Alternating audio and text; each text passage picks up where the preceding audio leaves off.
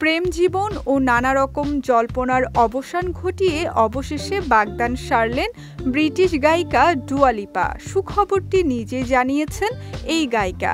তিনি বাগদান সেরেছেন fantastic bits খ্যাত British অভিনেতা ক্যালাম টার্নারের সঙ্গে। ব্রিটিশ সাময়িকী ভোগে দেয়া এক বিশেষ সাক্ষাৎকারে ২৯ বছর বয়সী ডুয়া লিপা বলেন, আমরা বাগদান সেরেছি। এটা ছিল খুবই রোমাঞ্চকর সময়। একসঙ্গে জীবন কাটানোর সিদ্ধান্তটা অনেক সুন্দর। সারা জীবন একে অপরের সেরা বন্ধু হয়ে থাকার ভাবনাই একে আরও বিশেষ করে তোলে। গত বড়দিনে তার আঙুলে ঝলমলে এক আংটির ঝলক দেখেই অনুরাগীদের মনে প্রশ্ন জেগেছিল, তবে কি বিয়ের ঘণ্টাধ্বনি শোনা যাচ্ছে? সেই প্রশ্নের অবসান হলো ব্রিটিশ ভোগের ১২ জুন প্রকাশিত এক সাক্ষাৎকারে। সেখানে গায়িকা জানান, শীঘ্রই বিয়ে করতে চান তারা, তবে দিন তারিখ এখনও চূড়ান্ত হয়নি।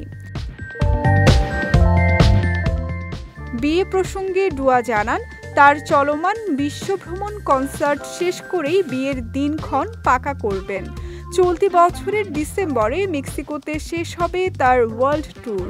তিনি বলেন, আমরা এই সময়টা উপভোগ করছি। আমি কখনো বিয়ে নিয়ে খুব একটা ভাবিনি, তবে বাগদানের পর বিয়ে নিয়ে বেশ রোমাঞ্চিত আমি। বিয়ের দিন কি পরব সেটা নিয়েই এখন ভাবছি।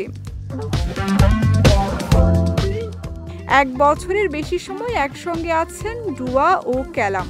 ৩৫ বছর বয়সী লন্ডনের এই অভিনেতা ফ্যান্টাস্টিক বিটস ও মাস্টার্স অব দ্য ইয়ার দিয়ে পরিচিতি পান।